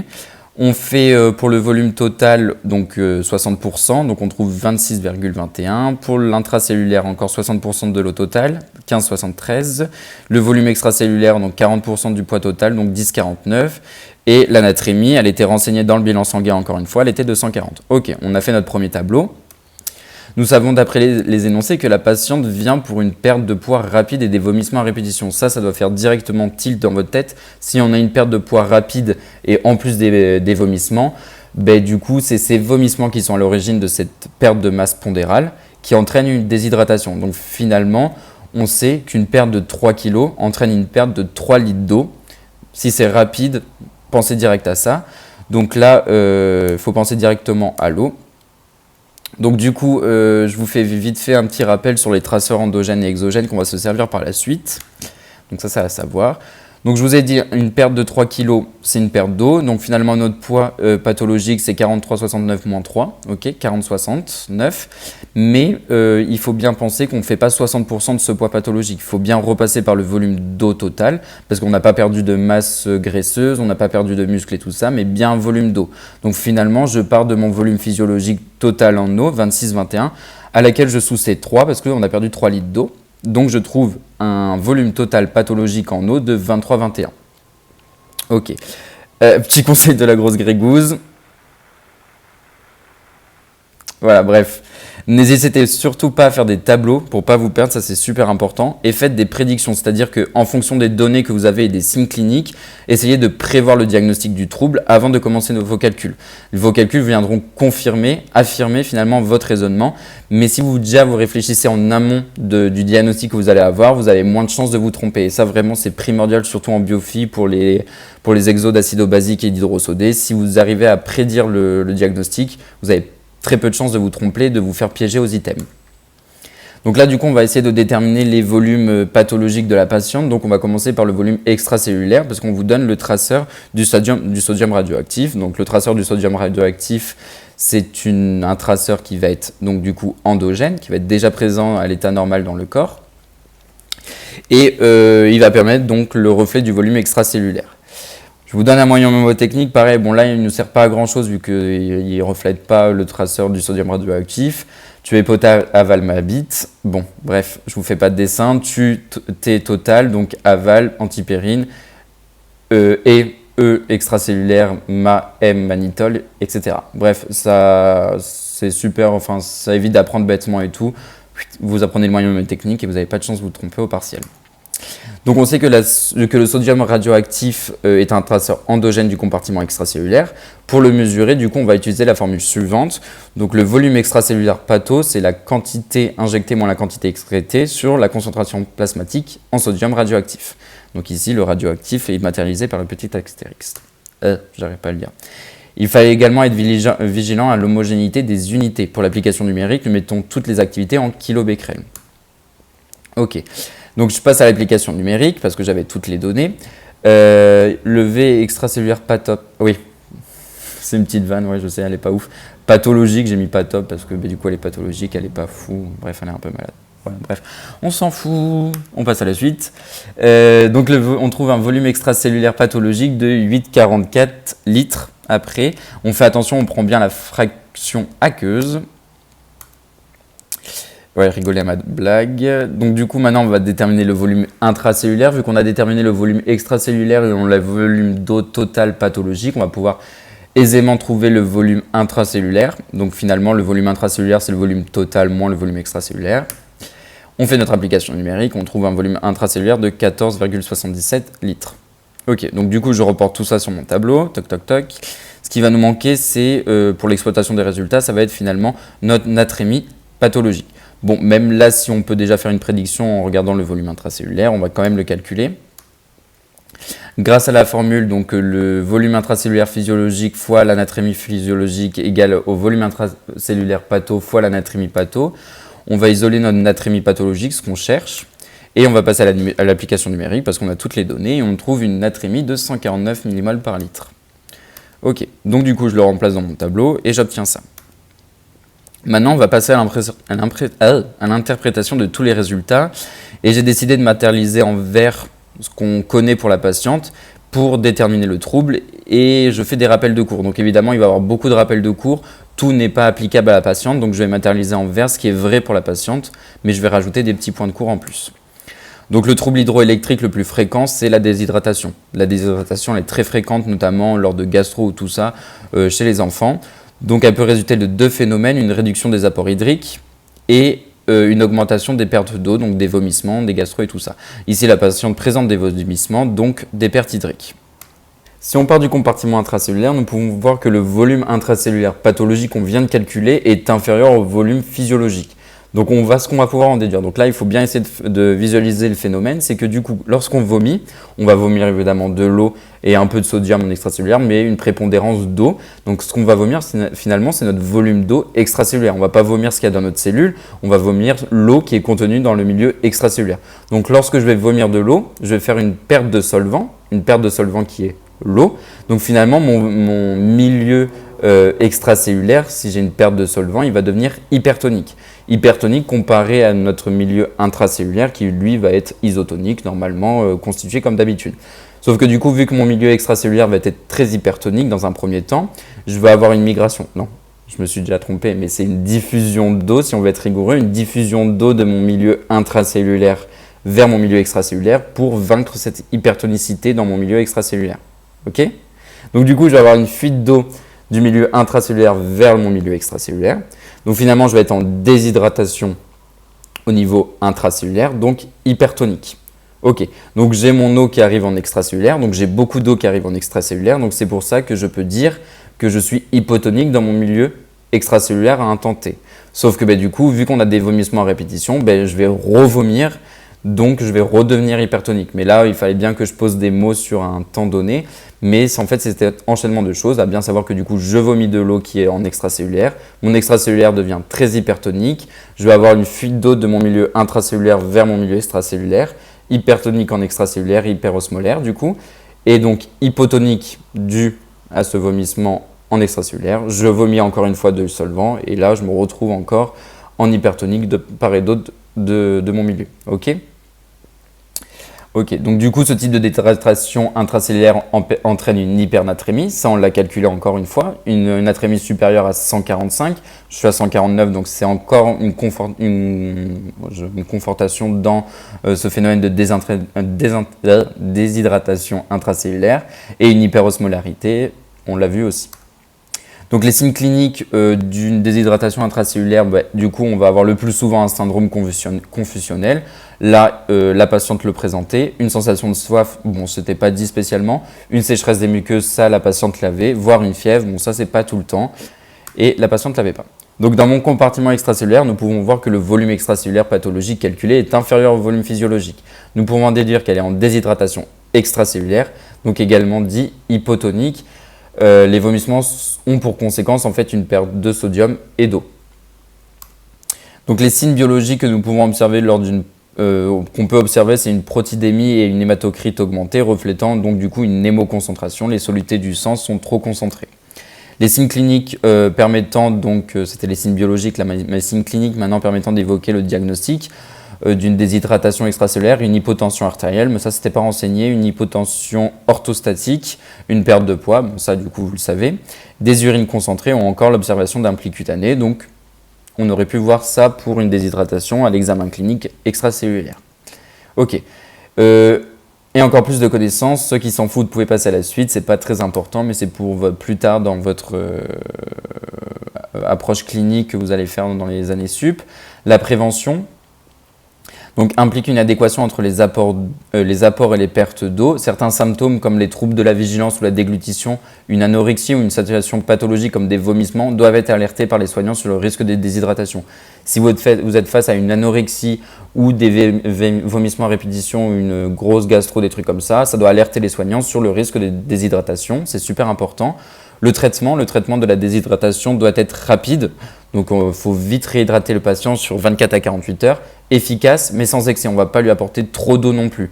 Donc la réhydratation implique un suivi des paramètres biologiques. Donc il va y avoir deux voies qui vont être privilégiées, on va avoir la voie orale qui doit être toujours systématiquement privilégiée lorsque le patient est lucide et quand elle est possible, on va toujours privilégier la voie orale que la perfusion. On propose donc des liquides de faible osmolalité comme de l'eau ou des bouillons en cas d'hypernatrémie et d'osmolarité élevée comme des boissons sucrées ou biocarbonatées lors d'hyponatrémie. Et ça, c'est super important. Ce sont déjà des questions qui sont tombées en partiel ou en TD, je ne me rappelle plus, mais c'est déjà des questions qui sont tombées. Et parfois, lorsque le patient n'est pas lucide ou c'est pas possible, il est des fois nécessaire recours à une voie entérale ou parentérale, intraveineuse ou sous-cutanée, en fonction de la situation clinique et du seuil de déshydratation. Si vraiment on a une déshydratation très très forte, on ne va pas hésiter, on fait direct une perf pour le réhydrater. Donc au final, nous pouvons dire que la patiente présente une déshydratation globale, qu'elle soit intracellulaire et extracellulaire. Donc finalement, l'anatrémie pathologique de la patiente est de 139. Bon là, du coup, on pouvait direct cocher faux sans même calculer parce que nous pouvons déduire qu'elle est en déshydratation intracellulaire. Donc ce type de déshydratation entraîne une hypernatrémie, donc pas une hyponatrémie. Le volume extracellulaire de la patiente est proche de 8,4. Ça, c'était vrai. Attention, j'avais bien marqué dans le titre de l'item, dans le cas pathologique. Donc le volume extracellulaire mesuré surestime le volume extracellulaire réel de la patiente. C'est une question de cours qui est déjà tombée en partiel sur les limites des traceurs qu'il faut absolument savoir. Les limites des traceurs, il faut les apprendre. Donc le volume extracellulaire mesuré par le sodium radioactif, donc ce qui est dans l'exercice, est surestimé car il rentre peu dans les cellules. Et le volume extracellulaire mesuré par le mannitol est lui, quant à lui, sous-estimé. Item D, compte tenu de son trouble hydrosodé, la patiente devrait présenter des plis cutanés, ça c'est vrai. Je vous l'ai fait dans toute la démarche clinique. Elle aurait pu présenter des plis cutanés. Il aurait été intéressant de voir à l'examen clinique si elle présentait des plis cutanés qui auraient pu encore conforter notre diagnostic de déshydratation globale. Et la sécrétion d'hormones antidiurétiques ADH aggrave le trouble de la patiente. Donc à savoir que ça c'est pareil, il faut le connaître, l'hormone antidiurétique, l'ADH, intervient dans la réabsorption de l'eau par l'organisme. Cette hormone joue un rôle dans la régulation du volume sanguin et la concentration de l'eau dans l'organisme. Donc diminuer la perte hydrique n'aggrave pas son trouble, au contraire, elle l'aurait aidé à essayer de garder un équilibre hydrique. Donc les réponses vraies au QCM 18, B, C, D, E. Et voilà, j'en ai fini avec les QCM. J'ai une petite vanne si vous voulez, encore sur Brigitte Macron. Ouais, ça fait déjà 2 fois, je lui en veux beaucoup. Quels sont les gâteaux préférés de Brigitte Macron? Les petits écoliers. Bon allez, des bisous. Bon courage les potes. c'est moi, du coup, rapidement. Juste pour vous communiquer, du coup, je ne sais pas si vous l'avez regardé ou pas, mais en début d'année, donc juste après la pré-rentrée, on vous avait fait, donc avec Pierre, Maël et Grégory, une vidéo sur l'acido-basique. Donc n'hésitez pas à aller la voir. On reprend donc la base du cours, on fait également la correction de quelques exercices. Donc n'hésitez pas à aller revoir cette vidéo, donc elle est assez courte et assez claire pour vous remettre en tête voilà, toutes les notions d'acido-basique et pour être au top pour les prochaines fois. Bisous!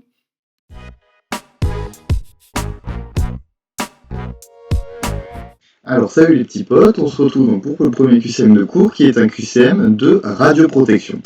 Alors l'item A, ce n'est pas l'ASN qui va étudier régulièrement les recommandations, mais le CIPR, qui est la Commission internationale de protection radiologique, et l'ASN, elle, l'autorité de santé nucléaire, elle est chargée de s'assurer de l'application de ces mesures de radioprotection. Donc l'item A était faux. L'item B est faux aussi. Ce ne sont pas les travailleurs de catégorie A, mais les travailleurs de catégorie B qui reçoivent entre 1 dixième et 3 dixièmes d'une des limites d'exposition. J'avais un petit moyen mnémotechnique. Je me disais que A correspondait à augmentation et B à baisse. Donc, les travailleurs de catégorie A avaient une dose plus importante que ceux de catégorie B qui, eux, en avaient une plus basse. Donc, ils recevaient une dose entre 1 dixième et 3 dixièmes, alors que ceux en catégorie A en reçoivent une qui est supérieure à 3 dixièmes d'une des limites d'exposition. L'item C était vrai, la justification, c'est bien le fait de supprimer toute exposition qui est inutile. Et on rappelle que les trois principes fondamentaux de radioprotection, c'est justification, optimisation et limitation, qui correspondent au moyen mnémotechnique qu'on vous donne, c'est joli. L'item D, il était faux, puisque la dose efficace annuelle moyenne qui est liée à l'exposition naturelle, elle n'est pas de 4 millisieverts par an par habitant, mais de 2,4. En effet, la dose efficace moyenne annuelle totale, elle est bien de 4 millisieverts par an, mais liée à l'exposition naturelle, elle est de 2,4 millisieverts par an, et liée à l'exposition du corps artificiel, c'est 1,6 millisieverts. Donc, l'item D était faux aussi. L'item E était également faux. Pourquoi? Parce que c'est tous les travailleurs qui sont exposés à des rayonnements, donc de catégorie A et de catégorie B, qui font l'objet d'une surveillance médicale spéciale qui va être assurée par le médecin traitant.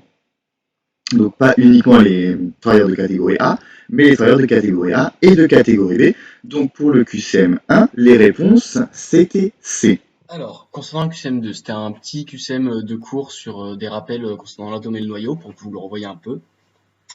Item A, tous les éléments avec un Z supérieur à 92 sont des éléments artificiels. Alors ça, c'était vrai.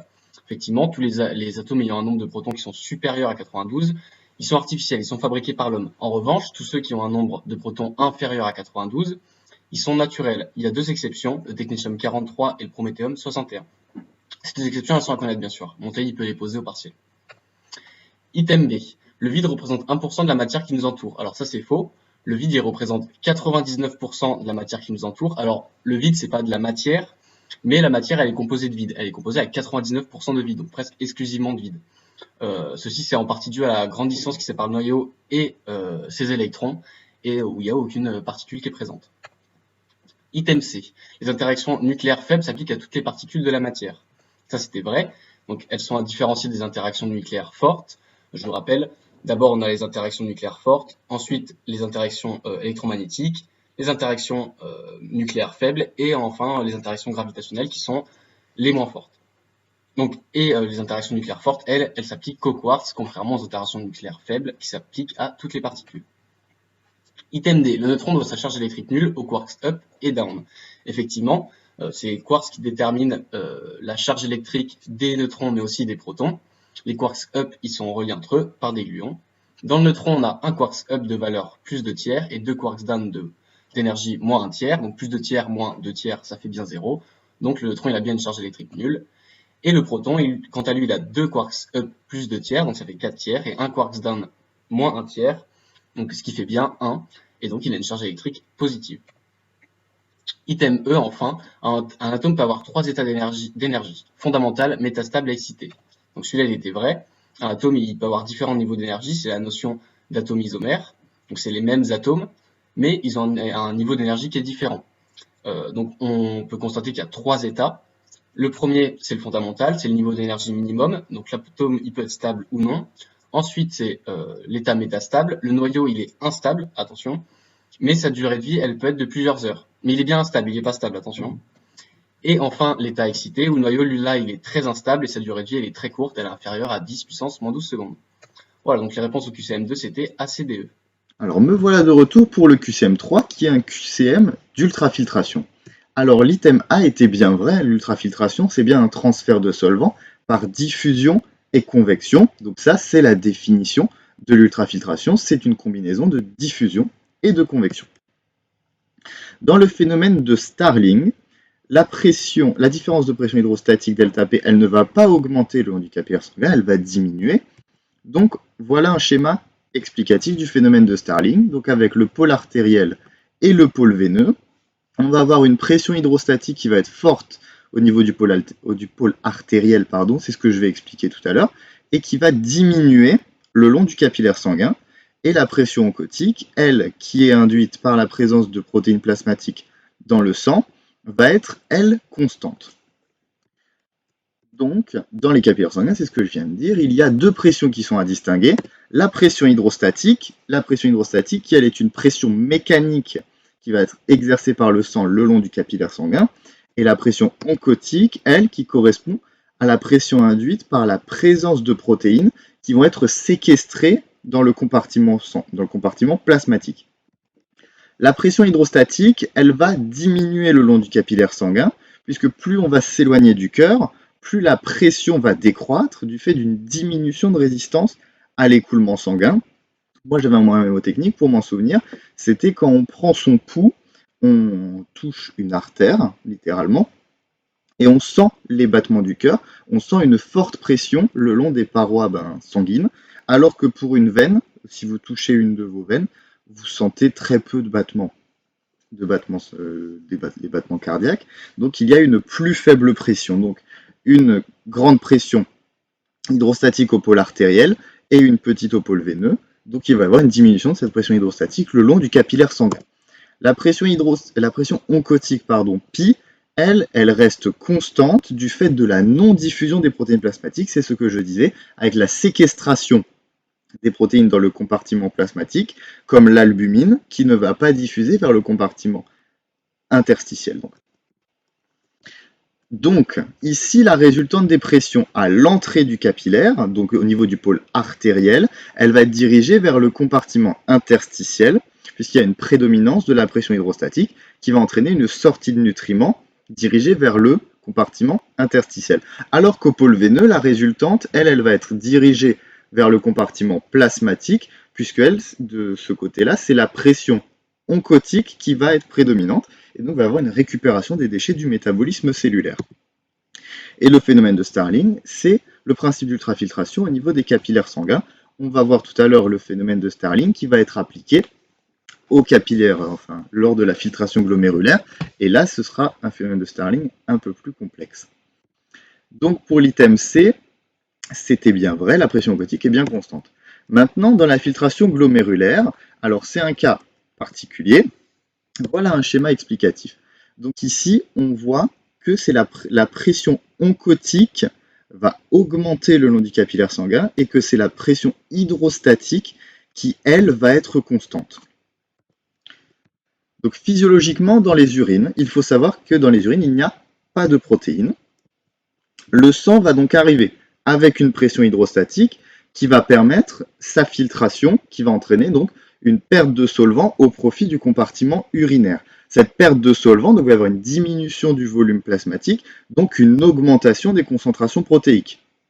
Donc une diminution de volume qui entraîne une augmentation de concentration. Et donc s'il y a une augmentation de concentration protéique, il va y avoir une augmentation de pression oncotique, donc de retour d'eau du glomérule vers le capillaire, pour diluer cette augmentation de concentration protéique. Donc il va y avoir une augmentation de pression oncotique pi et une constance de différence de pression hydrostatique ΔP. Les pressions sont donc inversées par rapport au capillaire sanguin. Tout à l'heure, on a vu qu'il y avait une constance de la pression oncotique et une diminution de la pression hydrostatique. Et bien dans la filtration glomérulaire, c'est totalement opposé. C'est la constance c'est la constance de la pression hydrostatique et l'augmentation de la pression côtique le long du capillaire sanguin. Et donc, item E était bien faux puisque la pression côtique, elle va augmenter le long du capillaire glomérulaire. Et donc, les réponses correctes étaient AC. Alors, QCM4, c'est un QCM qui concernait la régulation de l'équilibre sodé par le corps. Item A, la répartition de l'eau dans les différents compartiments du corps est sous la dépendance du Na+. Ça, c'est vrai. On sait que le sodium, c'est un électrolyte qui est osmotiquement efficace, donc il participe en grande partie, parce que c'est lui l'ion majoritaire, à l'osmolalité efficace du corps. Et on sait que la répartition de l'eau dans les différents compartiments corporels, elle est sous la dépendance de cette osmolalité efficace. Donc ainsi, si on a par exemple une augmentation de ce soluté dans le compartiment extracellulaire, on va avoir des déplacements d'eau vers ce dernier, donc des déplacements d'eau de l'intracellulaire vers l'extracellulaire dans le but de diluer le sodium et ainsi faire diminuer l'osmolalité efficace. On sait que le sodium, il est très majoritairement en extracellulaire, pour pas dire quasiment que en extracellulaire, et donc il faut bien l'apprendre, il est le reflet de l'hydratation intracellulaire. Si on a une hyponatrémie, on aura forcément une hyperhydratation intracellulaire. Ça, faut bien le retenir. Item B. Le corps peut rapidement ajuster le stock hydrique. Ça, il était vrai aussi. Le corps, il peut rapidement ajuster deux choses pour réguler l'équilibre hydrosodé. Le stock hydrique, en déclenchant une sensation de soif ou de dégoût de l'eau. Vous allez soit beaucoup plus boire s'il en a besoin, soit plus du tout boire parce qu'il y a déjà trop d'eau dans votre corps, soit en diminuant ou en augmentant l'excrétion d'eau par l'urine, en reflet de la sensation de soif ou du dégoût de l'eau. Et il peut aussi rapidement ajuster le stock d'osmol efficace extracellulaire, donc d'Na+, comme je vous l'ai dit avant, en augmentant l'élimination par le rein ou la réabsorption du Na+, de l'urine vers le sang, pour faire augmenter l'osmolalité efficace. Item C. Le corps peut mesurer directement l'hydratation extracellulaire. Celui-là, il était faux. C'est pas l'hydratation extracellulaire qui peut directement mesurer, c'est l'hydratation intracellulaire. Elle est directement mesurable par le corps, par le biais des osmorécepteurs. Ceux-ci sont sensibles à la tension qui s'effectue sur la membrane cellulaire. Et cette tension, elle est reliée directement forcément à l'hydratation de la cellule. Si vous avez beaucoup d'eau dans une cellule, elle va gonfler et on va avoir une tension sur la membrane cellulaire qui sera détectée par les osmorécepteurs. Donc si on a un problème intracellulaire, ça sera directement détecté par les osmorécepteurs et la régulation elle sera faite par la boucle de régulation du bilan hydrique. À l'inverse de l'hydratation extracellulaire qui, elle, est mesurable par l'organisme mais indirectement. En fait, elle est mesurable par l'intermédiaire de la volémie efficace. Le corps, il va mesurer la volémie efficace. Donc, elle est traduite par la pression sanguine. La pression sanguine, elle est détectée dans vos vaisseaux par des barorécepteurs et des volorécepteurs. Et suivant ce qu'ils vont détecter, il y aura une régulation faite sur l'hydratation extracellulaire par la boucle de régulation du bilan sodé, qui va intervenir sur la volémie efficace et indirectement sur l'hydratation extracellulaire. Item D. Alors, la boucle de régulation hydrique n'a pas pour objectif de réguler le stock hydrique à une valeur fixe. Ça, c'est vrai. En fait, le corps, il peut pas directement mesurer le stock hydrique dont il a besoin.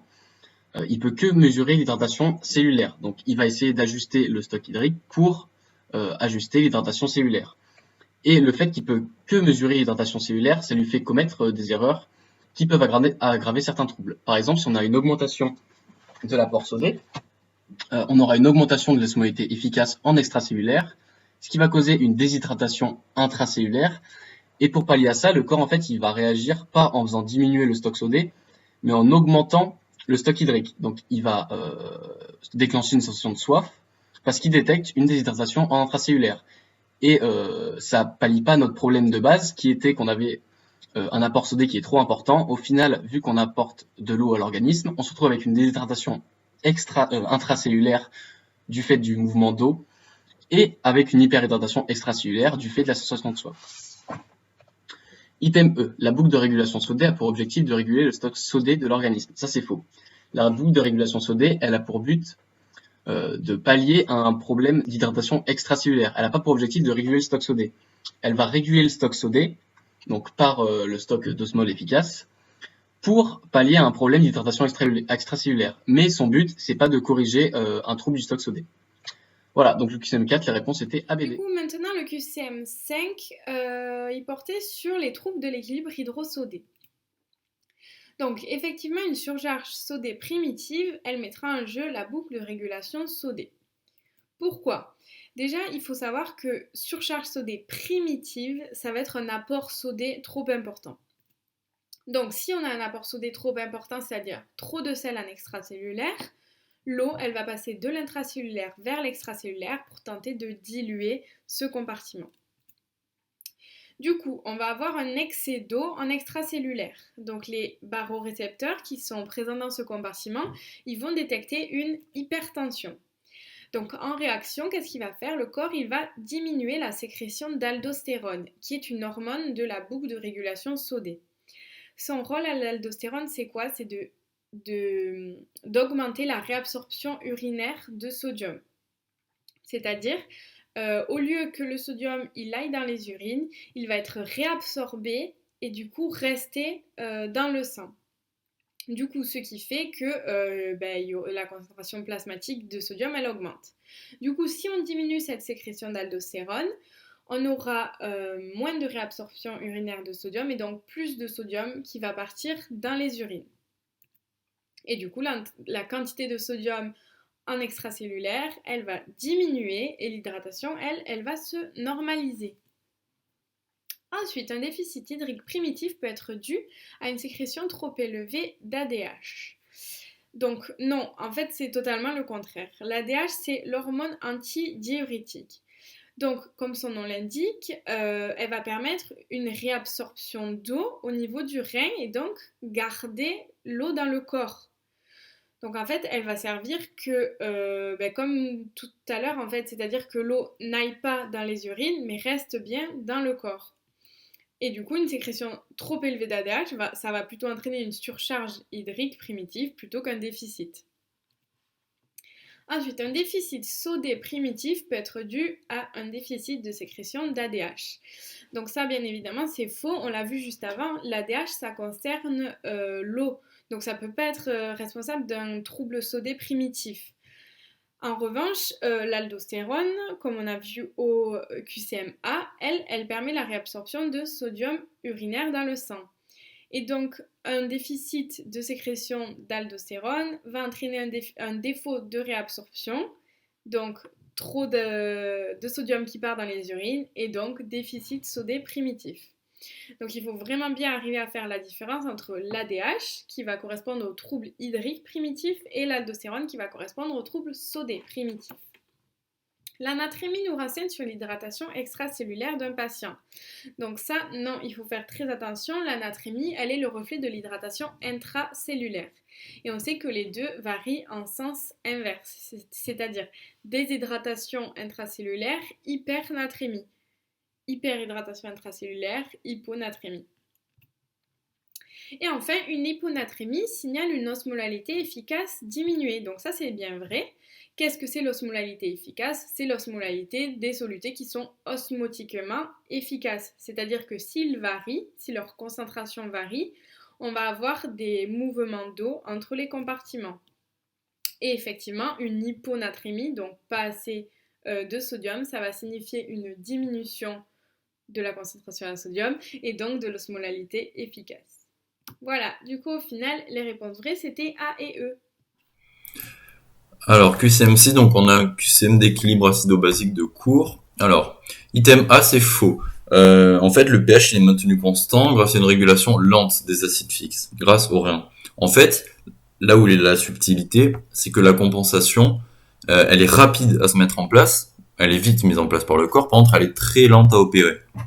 En fait, on a 3 lignes de défense pour la régulation des acides, avec des cinétiques différentes. Donc, on a d'abord les tampons physico-chimiques. Eux, ils ont une action quasi instantanée. Par contre, ils servent à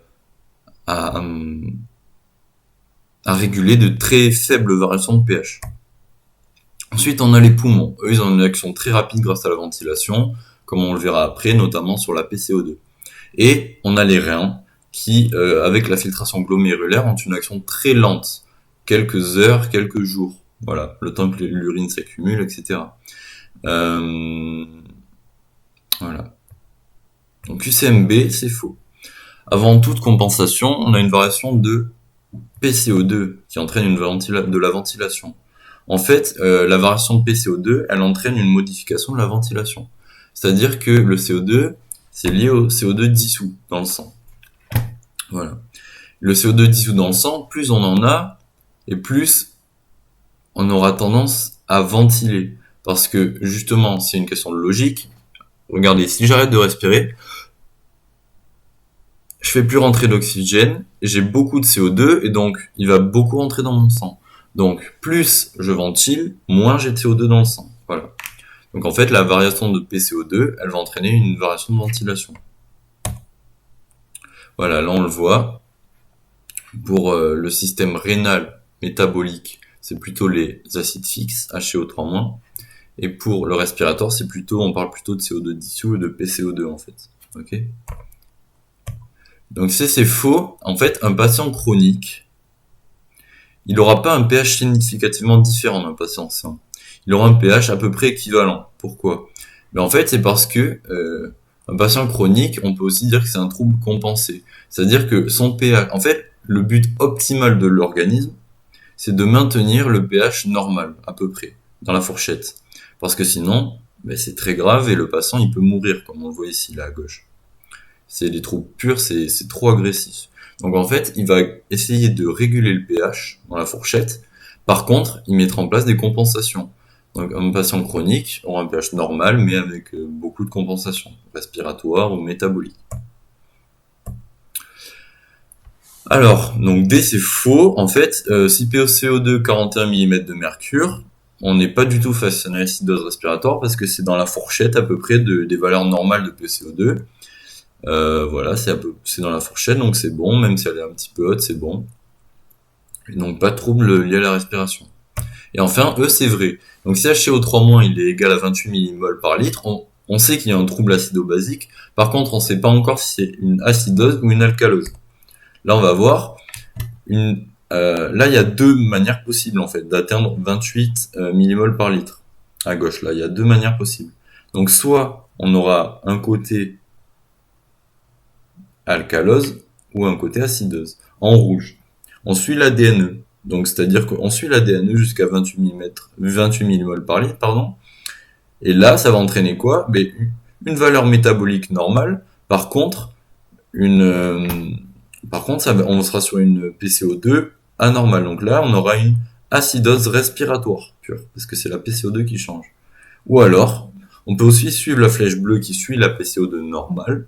Et là, on se situera sur une droite parallèle à l'ADNE. Donc ça sera un trouble métabolique en alcalose, parce que c'est après 7,40 de pH. Voilà. Donc QCM6, c'était E. QCM7 maintenant, qui concernait les canaux ioniques. Donc les canaux ioniques à fonction active sont ouverts en permanence. Ça c'est faux, c'est les canaux à fonction passive qui sont ouverts en permanence. Les canaux à fonction active, eux, ils vont s'ouvrir uniquement en réponse à certains signaux. Pour vous en souvenir, c'est très facile, passives, ils sont passifs donc ils font rien. Donc pour que des choses puissent passer à travers le canal, il faut forcément qu'ils soient ouverts et donc ils sont ouverts tout le temps. Au contraire, sur la fonction active, ils font quelque chose, donc ils s'ouvrent, ils se ferment, etc. Donc, on rappelle les différents types de signaux. Soit ça peut être la liaison d'un ligand à son récepteur. Dans ce cas-là, ce sont des canaux ligand dépendants. Soit ça peut être un signal électrique. Et dans ce cas-là, ce sont des canaux voltage dépendants. Ensuite, lorsqu'un ligand se fixe sur son récepteur, le canal se ferme. Bien évidemment, c'est l'inverse. C'est cette fixation de ligand sur le récepteur qui va faire s'ouvrir le canal dans le cas des canaux ligand dépendants. Ensuite, les canaux voltage dépendants portent des charges négatives, c'était faux aussi. Au contraire, ils sont chargés positivement. Ensuite, un canal à l'état fermé ne peut pas être ouvert par l'arrivée d'un ion. Ça, c'est faux, c'est un canal inactivé qui ne peut pas être ouvert par l'arrivée d'un ion. On verra ça tout à l'heure. Et un canal inactivé et rapidement ouvert, c'est faux, c'était l'inverse. C'est un canal fermé qui peut être ouvert par l'arrivée d'un ion. Et enfin, le dernier état, c'est l'état ouvert, dans lequel en fait le canal il est tout le temps perméable aux ions. Donc voilà, ici vous voyez, je ne sais toujours pas si vous voyez le pointeur, mais bon, je vais quand même le prendre. Donc ici, ça va être notre premier état activé, état ouvert. Donc en fait là, les ions ils peuvent passer à travers ce canal. Il peut y avoir une période d'inactivation pendant laquelle rien ne peut passer à travers le canal. Et enfin, une fois que cet état d'inactivation est fermé, le canal il va être en état fermé, mais il peut être activé très rapidement par l'arrivée d'un ion. Du coup, au final, il n'y avait aucune réponse vraie. Voilà, je vous fais des bisous.